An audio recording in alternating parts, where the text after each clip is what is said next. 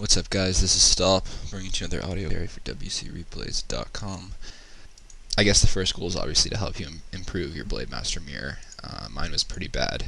The second goal will be to talk about decision making and the little choices that can affect the game, why you would make them, when you should make them, and what you base your choices on. And that's probably the biggest difference between a player like Grubby and a player like I don't know, Sting, or any of the top amateur orcs who really aren't yet on Grubby's level or on Lynn's level. Foka's actually said in a commentary in an interview that the difference between him and Lynn was that Lynn made much better in-game decisions, and there are a million different in-game decisions you can make between where you want to be on the map at a certain times to what unit you want to be focusing at a certain point. Take a look at take like one player's perspective, mine or Grubby's or Zayat's, and put on Fog of War and ask yourself, does that player, does Grubby or does Zayat or do I know where my opponent is, or can I accurately guess where my opponent is? And you're going to see that will really affect what each player does. That may seem so basic, but this game is very one-sided. You're about to watch. Grubby pretty much destroys Zayat, and if you watch it from Grubby's point of view, he can pretty much always answer the question, where is Zayat on the map? Whereas Zayat really cannot answer that question, which means Grubby is in the control seat. And I've been training a few players lately, mainly just friends. And one of the things I talk most about is being aggressive, playing aggressive, and keeping map control. And I mean, for example, I was talking to an orc player about the undead matchup, and I told him at tier 2, once you get in snare, you have map control. He went out and played a few games, and I watched the replays, and he's like, how did I lose? I had map control.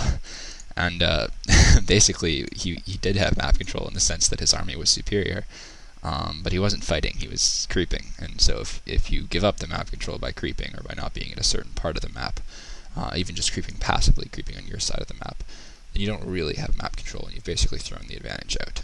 And you're going to see Grubby takes full advantage of every control he's given by Zayat in this game. So anyways, to the actual game, 2-minute mark, 1x speed, Fog of War off, and I just want to point out some very, very important differences in the builds. First of all, looking at Grubby's base, this is why I paused at the 2-minute mark this time. It's a really subtle thing that you might not notice if you don't play Orc, or if you're not a very experienced Orc player. But Grubby's base is actually blocked off. That is to say that only a peon can enter it. A Blademaster or a Grunt cannot get to his gold mining or wood mining peasants. He's done this by putting the altar next to the wood, so nothing can pass between the altar and the wood, and then a burrow seals the gap between the altar and the town hall. Burrows are the only things, really. Burrows and altars. No, sorry, just burrows, I think. They can be placed next to each other for Orc and actually block off the passage entirely for heroes. And actually only burrows can fit close enough together to block the passage for peons too. So he does that on the south side of his base. And on the north side of his base, and I think this is really clever and a really good base build, he uses the burrow to block the entrance not only between the barracks and the town hall, but also between the barracks and the voodoo lounge. And this is going to be hard for you guys to understand if you haven't actually attempted to block off your base before. But basically, if he didn't have the burrow where he has it right now, the northmost burrow, which is in construction, a Blademaster could pass either between the voodoo lounge and the barracks, or between the barracks and the town hall, and get into his base. And he doesn't want that because, as you're going to see in this game, your mining peasants, peons, are actually very, very vulnerable. And to block off your base entirely takes away that vulnerability entirely. Almost. There's a few little tricks that I'll show you guys as well. Little caveats, I guess, about blocking off your base. But in general, this is a pretty good opening, especially on Tyrannostand, where 99% of the time in a Blademaster mirror, you're going to expect your opponent to creep first for level 2 in the item, and then harass. And the reason they do that is because it's very much a free level 2. You get it instantly. I've spoken about this in my past audios. You get it instantly, whereas opposed to like a map like Twisted Meadows, which is the next game, you don't get the level 2 freely. In fact, the level 2 comes probably very late in Mirror. The other thing I really like about Grubby's build is that if he had scouted a Farseer build, both his burrows are actually in very good position to defend tower pushes or pushes against his base.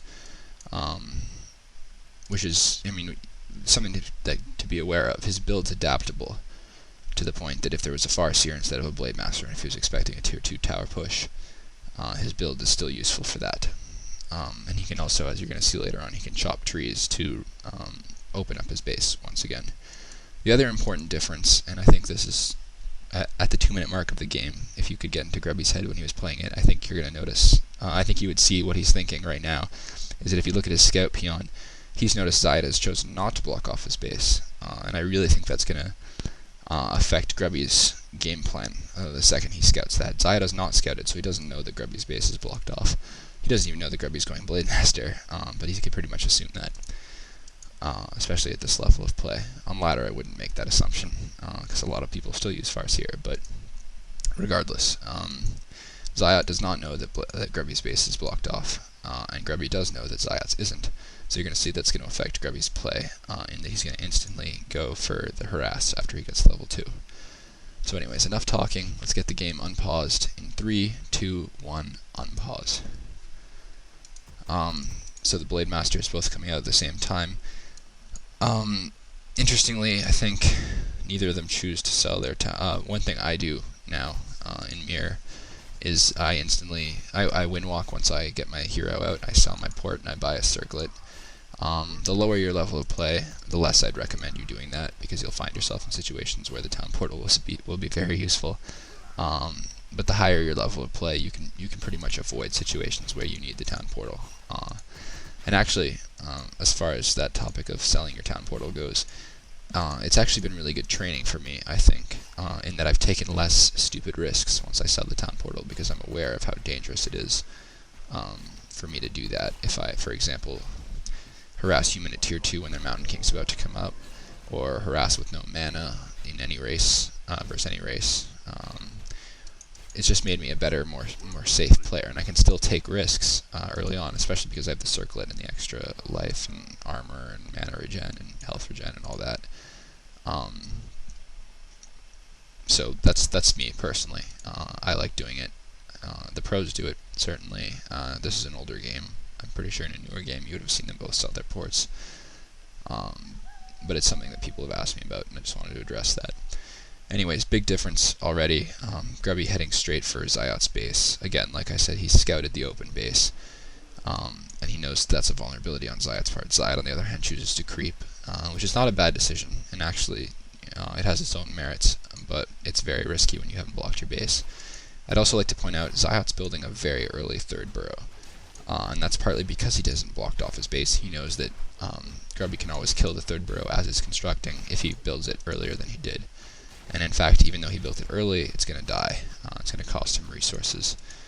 So Grubby's actually, if you click on the burrows, Zayat's had to put 4 peons in each burrow, which is, if they're in the burrows, yes, they're doing damage, but they're not mining. You're not getting any resources. So that's actually going to be a pretty huge, it's going to have a huge impact on Zayat in this game, and you should periodically press F11 on your keyboard and just compare resources, or click on the gold mines and compare the gold mine resources. For example, Grubby's mine is already 250 gold more mined than Zayat's, so that's been a pretty big advantage to him already.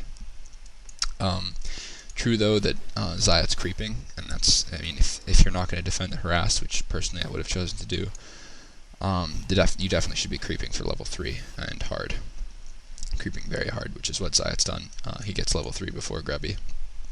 But because you're creeping, and because Grubby's harassing, and Grubby knows that you're not in his base, Grubby can send out his grunts very safely and creep, which is exactly what he's done. So experience-wise, he's actually not very far behind. And once he creeps this camp here, and once he goes back to finish off these weak peons, which are in Zayat's base, you'll see he's actually pretty much caught up in experience, which is an important thing to note. Also look at the timing. Grubby's in Zayat's base at tier 2, he cancelled some salves. The third burrow is still not up for Zayat, which is a very big deal. If you're, he's definitely in trouble with not having that third burrow. He's lost enough peons that he can still build his hero, but otherwise he would not have been able to build his second hero. Grubby, on the other hand, no harassment whatsoever on his base, so he's already got the third burrow up. His tier 2 is constructing. He chooses to build. This is an interesting decision on Grubby's part, and I'd love to ask him why he did it, but he builds